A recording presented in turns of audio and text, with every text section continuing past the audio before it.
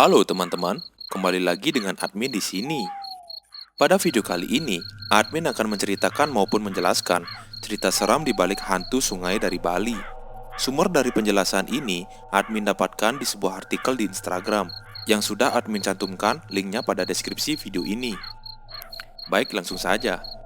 Bali merupakan pulau seribu pura, di mana pada dasarnya orang-orang menilai Bali adalah pulau yang indah, yang memiliki alam yang bagus, serta pantai yang asri. Selain itu, di Bali juga dikenal dengan kesakralan dan kulturnya yang begitu kental, serta bahasa daerahnya yang begitu lekat untuk bersosialisasi sesama orang Bali. Tetapi, di Bali juga banyak menyimpan berbagai kisah mistis, mulai dari cerita, fakta, maupun sejarah. Pada video kali ini, admin akan menjelaskan salah satu cerita hantu di Bali.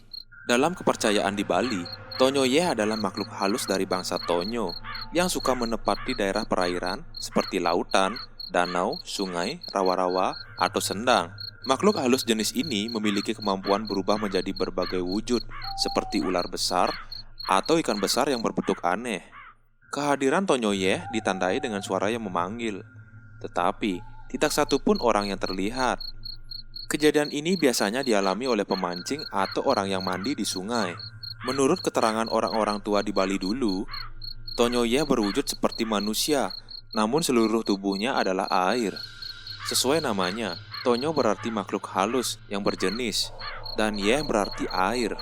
Ada dua jenis makhluk halus ini, yaitu Tonyoye berwujud air bening transparan, dan Tonyoye berwujud air coklat kotor seperti tanah. Dan Tonyoye ini hampir mirip dengan hantu banyu. Tonyoye yang berwujud air coklat kotor suka mengganggu manusia.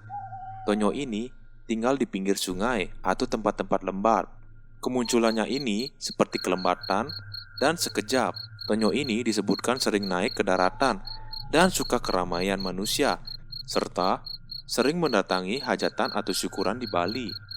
Biasanya, Tonyo coklat ini akan menyembunyikan peralatan rumah tangga, dan Tonyo ini juga dikenal sering menyembunyikan anak kecil.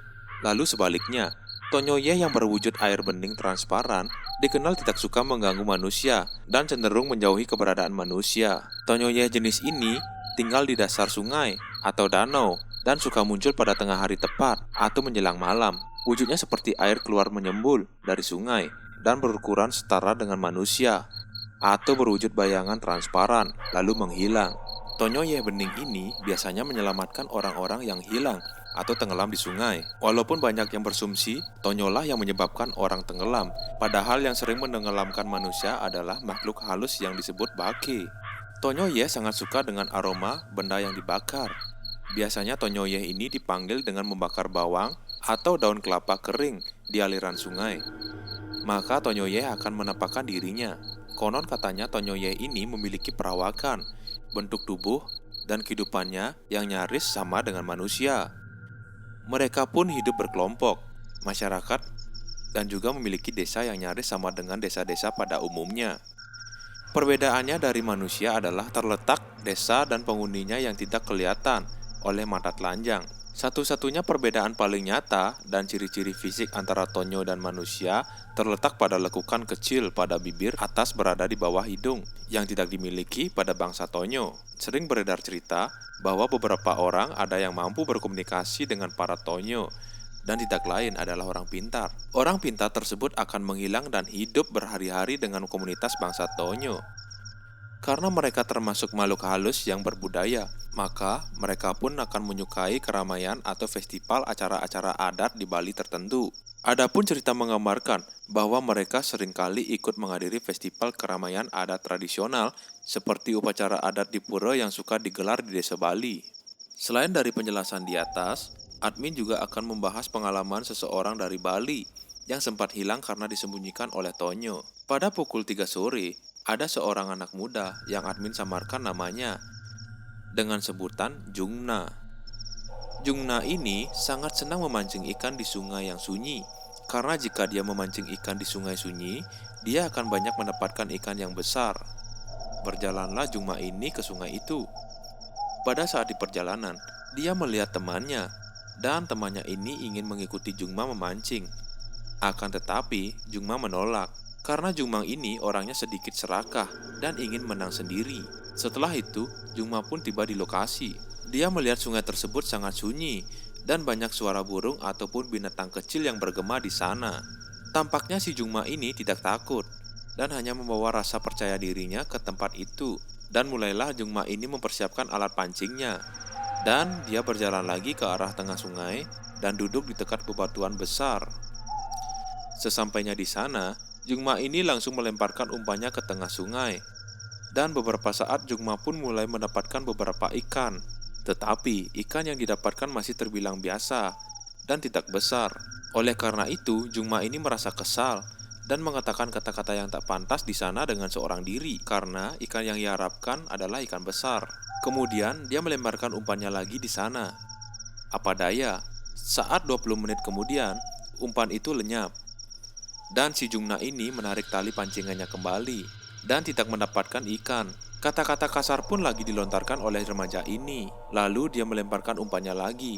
Seketika saat itu, dia merasakan ada yang aneh. Sungai tersebut berubah menjadi sebuah pedesaan. Dengan kerasnya dia berupaya menyadarkan diri, akan tetapi semua itu sia-sia. Dia seperti berhalusinasi, tapi dalam keadaan nyata. Dan dia seperti ada di desa terpencil yang begitu sangat kuno keadaannya. Dan saat di sana, Jungna ini terkejut melihat ada seorang anak kecil yang berjalan di hadapannya tanpa adanya hidung di wajahnya, cuma ada mata dan bibir. Selain itu, Jungna ini melihat ada monyet besar yang bergelantungan di pohon kelapa yang tinggi. Dan dia juga melihat seorang berpakaian putih dan berambut panjang sampai kaki menghampirinya dan memberitahunya bahwa dia sudah tidak ada di dunia nyata lagi, melainkan dia sudah ada di dunia lain. Jungna pun sontak terkejut saat itu dibuat oleh orang tersebut. Dan Jungna ini bertanya lagi bahwa siapakah dirinya itu. Orang itu menampakkan wajahnya. Dan apa daya, Jungna ini hampir pingsan melihat wajah orang itu. Wajahnya keriput dan matanya hitam seperti kuntilanak. Tetapi orang itu tidak mengancam atau menyakiti Jungna ini. Dengan nada lembut, orang itu berkata bahwa akulah penguasa di tempat ini. Dan dia menculik Jungna karena si Jungna ini telah berkata kasar di tempatnya itu dan tidak permisi untuk memancing di sungai itu. Dengan hal tersebut, Jungna ini kaget dan sadar dibuatnya. Akan tetapi, orang tersebut tidak bisa membebaskan Jungna ini dengan segampang itu. Dia diasingkan sangat lama di tempat tersebut, dan pada akhirnya Jungna ini hanya bisa berdoa dan meminta maaf ke Yang Maha Kuasa. Semenjak si Jungna ini rajin berdoa di dunia lain, dia pun perlahan-lahan dilepaskan oleh orang gaib itu dari dunia lain. Dan Jungna ini tergeletak di bawah pohon besar. Dan apa daya, Jungna ini berasa seperti bertualang di dunia lain pada saat itu. Dan ada seorang pemancing melihat Jungna dan mengatakan bahwa dia merupakan orang yang dikabarkan hilang selama seminggu oleh pemancing itu. Lalu pemancing itu melaporkan ke pihak berwajib bahwa Jungna ini telah ditemukan. Karena pada saat Jungna ini di dunia lain, keluarga serta teman-teman Jungna mencari seorang Jungna ini. Dan alhasil tidak ditemukan. Lalu cerita ini pun mulai dibeberkan oleh Jungna melalui ceritanya ke teman-temannya dan para jurnalis. Nah, itulah cerita dari admin. Jika kalian ingin berpergian ke tempat sunyi seperti sungai atau apapun khususnya di daerah Bali, kalian harus permisi dan kalau mau aman, kalian bisa membawa canang dan beberapa makanan ringan yang bisa diaturkan di tempat kalian kunjungi. Dan kalian juga tidak boleh berkata-kata kasar saat itu. Baik teman-teman, itulah cerita dari admin. Kalian boleh percaya maupun tidak. Nah, itulah cerita dari admin. Jika kalian ingin berpergian ke tempat sunyi seperti sungai atau apapun khususnya di daerah Bali, kalian harus permisi dan kalau mau aman, kalian bisa membawa canang dan beberapa makanan ringan yang bisa diaturkan di tempat kalian kunjungi. Dan kalian juga tidak boleh berkata-kata kasar saat itu. Baik teman-teman, itulah cerita dari admin. Kalian boleh percaya maupun tidak. Dan admin serahkan semuanya ke kalian. Dan cerita tersebut admin dapatkan dari artikel di internet dan Instagram. Jika kalian suka dengan video di channel ini, silahkan subscribe. Dan jangan lupa nyalakan loncengnya, agar kalian tidak ketinggalan video-video baru dari channel ini. Sekian dan terima kasih.